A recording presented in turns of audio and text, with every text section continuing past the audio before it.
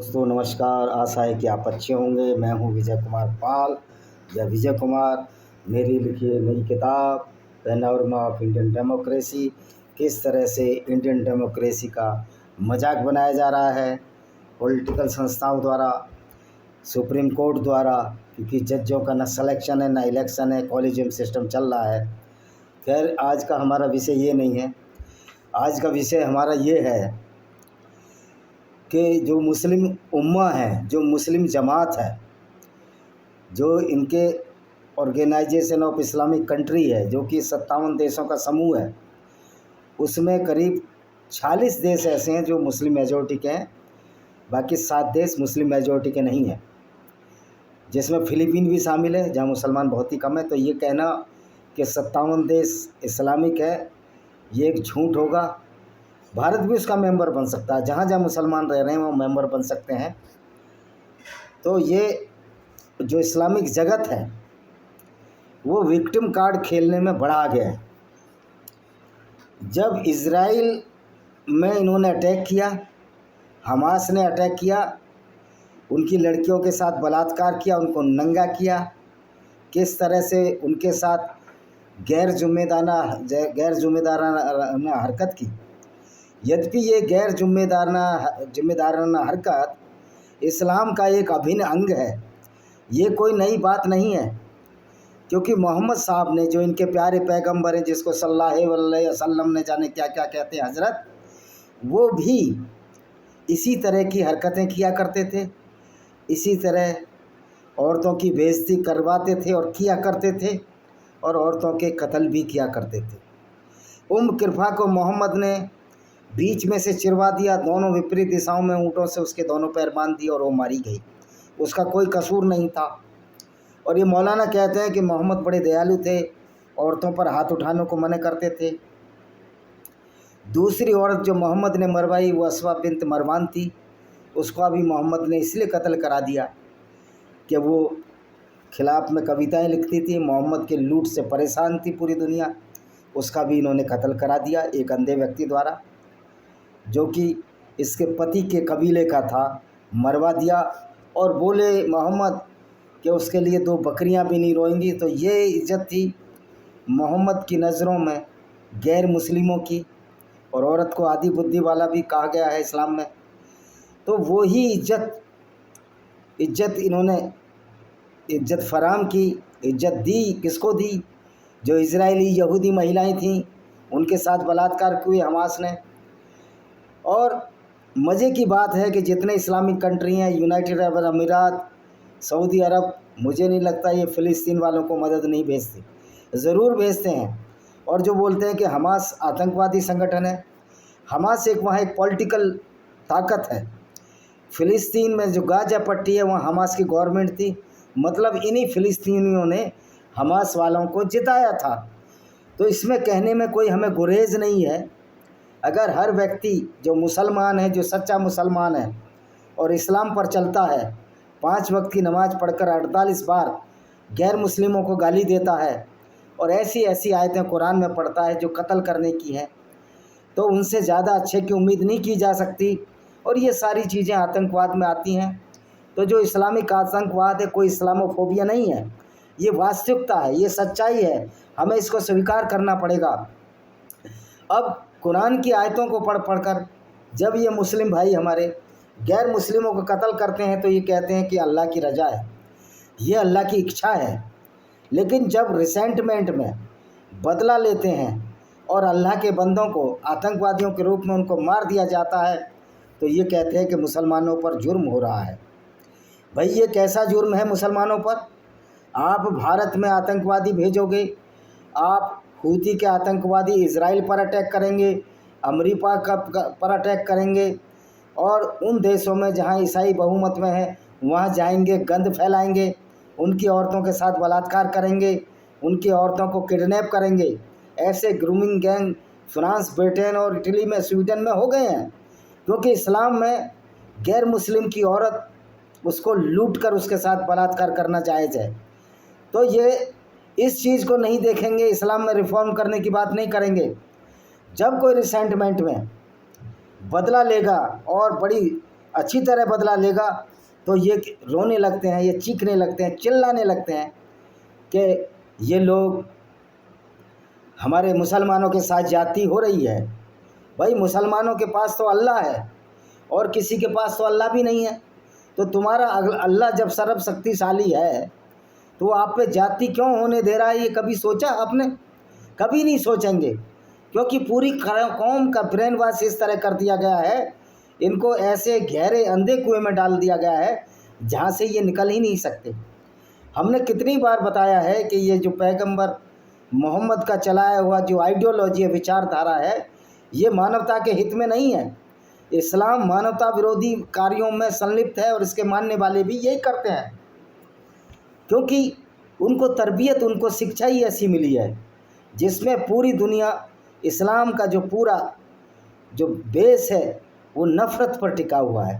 और वो नफ़रत भी गैर मुसलमानों के साथ, जो कि मोहम्मद साहब की अपनी पर्सनल व्यक्तिगत दुश्मनी थी, उनका जो फ्रस्ट्रेशन उभरा उससे उनको मूर्ति पूजकों के खिलाफ दुश्मन बना दिया। क्योंकि मोहम्मद ने जब मक्का से मदीना हिजरत की तो मूर्ति पूजक वहाँ बहुत ज़्यादा थे, 360 मूर्तियाँ थीं। तो ये जो साइकोलॉजी को समझो, मोहम्मद की साइकोलॉजी को समझो, वो एक फ्रस्ट्रेटेड व्यक्ति था और उसने ऐसी विचारधारा को जन्म दिया जो कहीं से भी अच्छी विचारधारा नहीं कही जा सकती। तो आप ये कहते हैं कि ये जब किसी गैर मुस्लिम कत्ल करते हैं कि ये तो अल्लाह के रास्ते में हम जिहाद कर रहे हैं, दूसरों को कत्ल कर रहे हैं। तो जो तुम्हारा जो नकली अल्लाह है, नकली अल्लाह इसलिए बोल रहा हूँ, वो मोहम्मद का बनाया हुआ अल्लाह इसलिए है कि जो दुनिया को बनाने वाला अल्लाह है, आप गौर दीजिए, उसको ये तो पता होना चाहिए मैंने पृथ्वी कैसी शेप में बनाई है, कैसे साइज में बनाई है, क्या पृथ्वी स्थिर है या घूमती है। लेकिन कुरान का अल्लाह कहता है कि मैंने पृथ्वी चादर की तरह फैलाई है और उस पर से पहाड़ गाड़ दिए हैं, जबकि पहाड़ तो अंदर से जब टेक्टोनिक प्लेटें टकराती हैं आते हैं। हुई ना ये मूर्खता वाली बात? तो ये अल्लाह की मूर्खता और अज्ञानता का प्रतीक नहीं है? जो कुरान का अल्लाह कहता है कि धरती साकिन है यानी स्थिर है और सूर्य उसके चारों तरफ घूमता है। अब जब इन बातों को लोग मानने लगते हैं तो समझ सकते हैं कितने ब्रेन वॉश लोग हैं ये, कितने इनका दिमाग खाली है। क्यों ये नहीं सोचते दिल और दिमाग से कि जब ये नकली अल्लाह के नाम पर तुमको मोहम्मद साहब ने जो चूरन कि एक मुसलमान 10 के बराबर है, ये कैसे हो सकता है? एक मुसलमान 10 के बराबर है? अगर एक मुसलमान 10 के बराबर है तो पूरी दुनिया की आबादी 800 करोड़ है। तो आप में अगर 80 करोड़, 1 करोड़ 80 लाख मुसलमानों को निकाल दिया जाए तो 650 करोड़ के लिए तो आपको 1 करोड़ लोगों की भी ज़रूरत नहीं है, 100 करोड़ लोगों की भी ज़रूरत नहीं। एक मुसलमान 10 के बराबर है तो आपको तो 6 करोड़ लोग और 600 करोड़, तो 6 करोड़ मुसलमान ही पूरी दुनिया को बर्बाद करने के लिए बहुत हैं। ये ऐसा नहीं होता है, ये शायरियाँ नहीं चलती हैं। इस्लाम एक शायरी का मंजर है, कुरान एक शायरी है, शायरी से दुनिया नहीं चला करती है। अल्लाह के नाम से दूसरों को कत्ल करने से दुनिया नहीं चला करती है, क्योंकि जब वो रिटेलिएशन करते हैं तो आपकी चीखें निकल जाती हैं, आप परेशान हो जाते हैं कि हमको मारा जा रहा है, हमारे साथ अत्याचार हो रहा है। भाई आप देखिए, आप अपनी इस विचारधारा को बदलने की कोशिश क्यों नहीं करते? आपको क्यों नहीं जहन में आता कि कोई अल्लाह नाम की चीज़ नहीं है? ये जो अल्लाह का झूठ और फ्रॉड जो मोहम्मद आपको चिपका कर चले गए, आप अभी तक उससे वाबस्ता हो, आप अभी इस चीज़ को मान रहे हो, तो आपको विक्टिम कार्ड खेलने की क्या ज़रूरत है? आप तो मुसलमान हो। अगर आपको इजराइल मार रहा है या हिंदुस्तान में मुस्लिम आतंकवादियों को मार रहा है तो आप तो जिहाद कर रहे हो, जिहाद अस्कर कर रहे हो। आपको तो जन्नत और हूरें मिलेंगी, 72 हूरें मिलेंगी। आपको तो चाहिए कि भारत की फ़ौज को आप धन्यवाद दें, आप इजराइल की फ़ौज को धन्यवाद दें कि वो आपको जल्दी से जल्दी आपको जन्नत भेजने का इंतज़ाम कर रहा है, 72 हूरों को मिलाने का इंतज़ाम कर रहा है। क्योंकि आप ही तो कहते हो जो अल्लाह की राह में युद्ध करेगा वो हमेशा जन्नत जाएगा। तो इजराइल ने जितने लोग जन्नत भेजे हैं, आपको इजराइल का एहसान बंद होना चाहिए, आपको भारत का एहसान बंद होना चाहिए, आपको अमेरिका का एहसान बंद होना चाहिए कि हर मुसलमान को जन्नत रसीद की जा रही है। क्योंकि आपकी किताब ही तो कहती है कि जितने भी मुसलमान गैर मुस्लिम काफिरों से लड़ते हुए मारे जाएंगे वो जन्नत जाएंगे, उनको 72 हूरें मिलेंगी, उनको मधु शहद की नदी होगी, दूध की नदी होगी, शराब की नदी होगी। वो अलग बात है कि वो कुरान का अल्लाह जो सऊदी अरब में जिस पैगंबर को भेजता है वहाँ आज तक एक नदी नहीं है। तो इससे ये साबित नहीं होता, ये झूठ और जो फ्रॉड का जाल आपने बुना है, आप उसमें उलझते जा रहे हो और उलझते जा रहे हो और उलझ कर वो कुकर्म, वो गंदे कार्य कर रहे हो, जिससे गैर मुस्लिमों में रिसेंटमेंट, गुस्सा बढ़ता जा रहा है और बदले की भावना बढ़ती जा रही है। देखिए वो क्या पस मंजर होगा जब मुसलमान और गैर मुसलमान आपस में लड़ेंगे, तो किस तरह लोगों का विनाश होगा, किस तरह सभ्यताओं का विनाश होगा, और इसमें फ़ायदा मुसलमानों का तो होगा नहीं। निश्चित तौर पर इस्लामिक ताकतें कुछ नहीं बिगाड़ सकती गैर मुस्लिम ताकतों का, क्योंकि इस्लामी ताकतें एक झूठ और फरेब के जाल पर टिकी हैं कि हमें पूरी दुनिया में इस्लाम फैलाना है। आप पूरी दुनिया में इस्लाम फैला ही नहीं सकते, क्योंकि अब पढ़ा लिखा और समझदार मुसलमान भी ये जानता है कि मैं झूठे अल्लाह के पीछे क्यों लगूं, मैं ऐसे पैगंबर को अपना आदर्श क्यों मानूं जो कि हमेशा पूरी ज़िंदगी लूट पर करता रहा, एक झूठे अल्लाह के नाम पर जो इस्लाम और जिहाद का चूर्ण चखाया गया, उसके पीछे मैं क्यों लगूं। ये एक समझदार मुसलमान सोचता है, लेकिन गैर समझदार चाहे उस पर कितनी भी डिग्री नहीं हो, वो नहीं समझता। तो आपको ये समझ में आना चाहिए कि जब आप दूसरों को कत्ल करते हैं कुरान की आयतें पढ़कर, अल्लाह का नाम लेकर, तो दूसरे लोग अगर आपके खिलाफ़ कोई कार्रवाई करते हैं तो आपको उस कार्रवाई का स्वागत करना चाहिए, क्योंकि न्यूटन का भी तीसरा नियम है, क्रिया के विपरीत प्रतिक्रिया होती है। ये सिर्फ फिजिक्स में ही लागू नहीं होता, ये इंसानी दिमाग से भी लागू होता है। अगर कोई मेरा पड़ोसी मेरे से बदतमीज़ी करता है तो मुझे उसको रिटेलिएट करना होगा, जवाब देना होगा, नहीं तो बराबर बदतमीज़ी करेगा।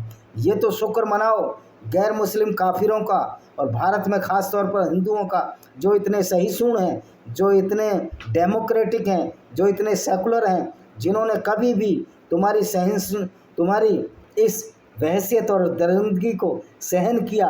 और मज़े की बात है जो मुसलमान हिंदुओं से बने वो लोग भी अब इस्लाम को पढ़कर उतने दरिंदी और बहसी हो जाते हैं। यही इस्लाम की तरबियत है। तो ये अब कब तक सहेंगे लोगों की सहने की सीमा ख़त्म हो चुकी है, अब ये चलने वाला नहीं है। तो भाइयों, आप इस बजाय इसके कि आप इजराइल को दोष देते हो, आप ईरान को दोष, आप अमेरिका को दोष देते हो, आप हिंदुस्तान को दोष देते हो, और जितने भी गैर मुस्लिम कंट्री हैं जो आपकी इस्लामिक गुंडागर्दी के खिलाफ़ लड़ रहे हैं उसको दोष देते हो, बजाय इसके कि आप इस इस्लामिक जो गुंडागर्दी है जो कुरान में लिखी हुई है गैर मुस्लिमों के खिलाफ़, उसको आप कम करें, उसको ख़त्म करें और ये मान कर चलें कि जो अकीदा है, जो कुरान एक झूठ और बवंडर के सिवाय कुछ नहीं है, पाखंड के सिवाय कुछ नहीं है। भला ऐसा कैसे हो सकता है कि एक मोहम्मद चांद के 2 टुकड़े कर दे।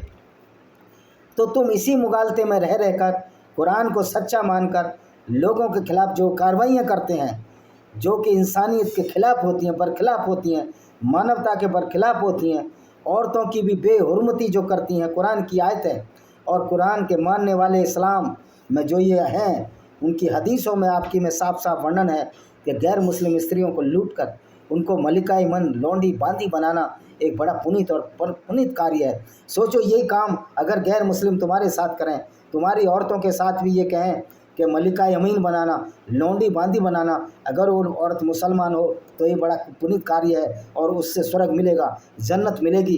क्या जन्नत मिल जाएगी? कभी नहीं मिलेगी। वहाँ तुम कहोगे नहीं जन्नत नहीं मिलेगी, क्योंकि वो काफिर है और उसने हमारी औरत के साथ दुर्व्यवहार किया। तो तुम कौन से आकाश के उतर कर आए हो? तुम कौन से स्पेशल हो कि जो तुमको जन्नत मिल जाएगी? तुम लोगों का कत्ल भी करोगे, लोगों की औरतों से बलात्कार भी करोगे और जन्नत मिल जाएगी? कोई जन्नत वन्नत नहीं मिलनी है। अगर जन्नत देंगे तो आतंकवादियों को जन्नत देने के लिए भारत की सेनाएं, इजराइल की सेनाएं, अमेरिका की सेनाएं और जहाँ भी कहीं मानवता है, जहाँ इस्लाम का नामो निशान नहीं है, यहाँ जहाँ इस्लाम दबा हुआ है, वहाँ की सेनाएं आपको जन्नत दे रही हैं ना, आपको 72 हूरों के पास भेज रही हैं। ये तो बड़े सवाब का कार्य कर रही हैं। आप उन्हीं पर विक्टिम कार्ड खेलते हो, इजराइल को बोलते हो इजराइल गलत कर रहा है। इजराइल क्या गलत कर रहा है? आपको जल्दी से जन्नत रसीद कर रहा है, 72 हूरों के पास भेज रहा है, जहाँ नहरें हैं, सब कुछ मिल रहा है आपको। ये अलग बात है कि फ़िलिस्तीन में एक नदी भी नहीं है, नहर की तो बात छोड़िए आप, समुद्र का खारा पीते हैं। और फिर आपके पास तो इतनी बड़ी बड़ी हूरें हैं, क्यों नहीं ऊपर से थूक देती? अगर वो समुद्र में थूक दें तो मीठा हो जाएगा पानी।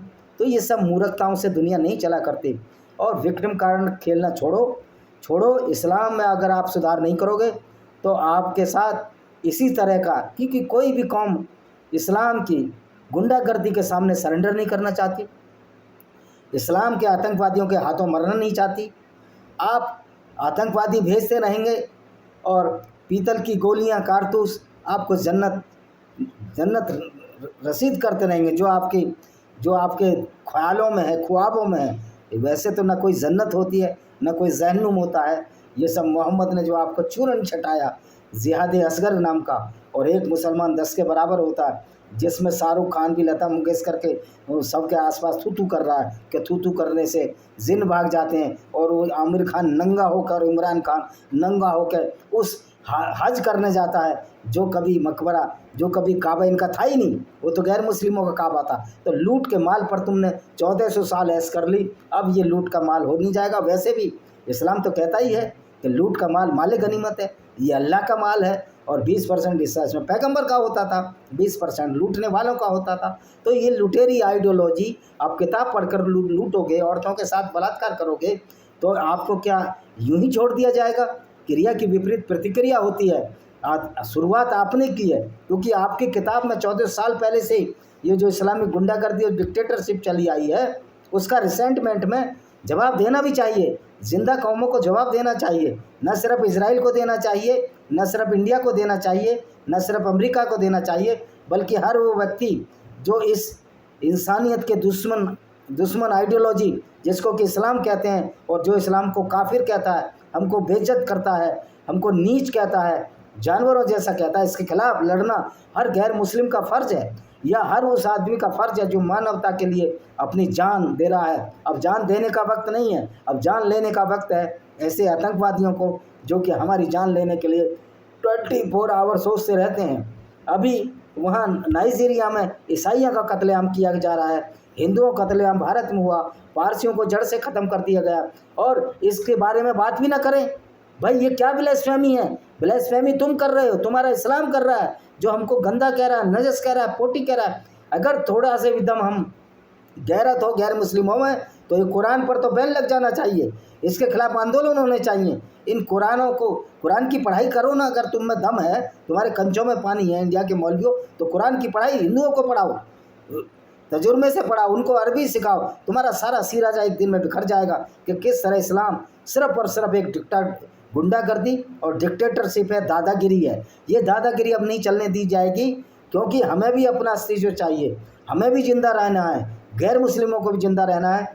इसी के साथ मैं इस वीडियो को विराम देता हूँ। और मुसलमान भाइयों, ये विक्टिम कार्ड छोड़ो। अगर आप दूसरे की एक आँख फोड़ोगे तो दूसरे की 2 आँख फोड़ने की कोशिश करेगा, क्योंकि आप में तो शर्म नहीं, दया नहीं।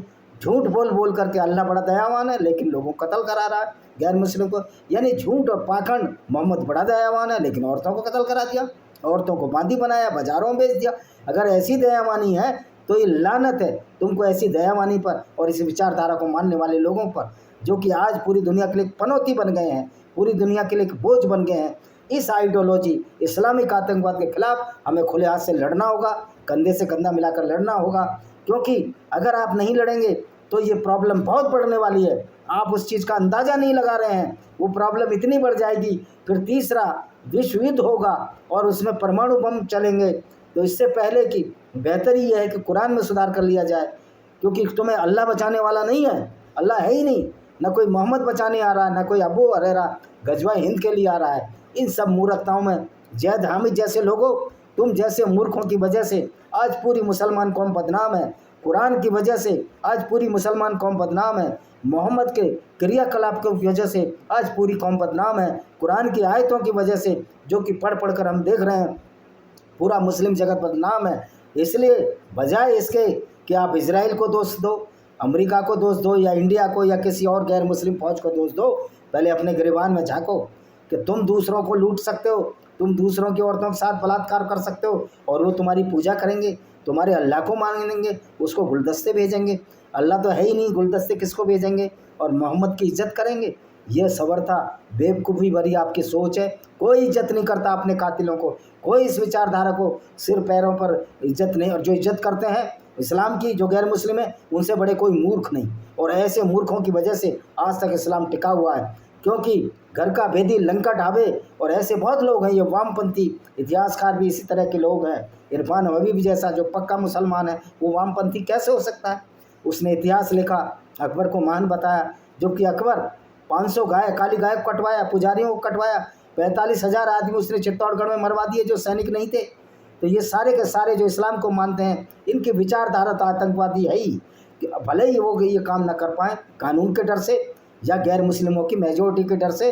जिस दिन मुसलमानों की मेजोरिटी पूरी दुनिया में हो जाएगी, हाहाकार मच जाएगा, औरतें और बहनों के साथ बलात्कार होने लगेंगे। क्योंकि इस्लाम तो ये कहता है कि जब कमज़ोर हो तो चुप रहो, और जब ताकत आए तो वही कर दो, तो तुम्हारी कुरान कहती है, और आप ये करोगे तो ये खतरा बहुत बड़ा है। हमको इस पर विचार करना चाहिए। इसी के साथ हम इस वीडियो को विराम देते हैं। वंदे मातरम, जय हिंद, आपका दिन शुभ हो।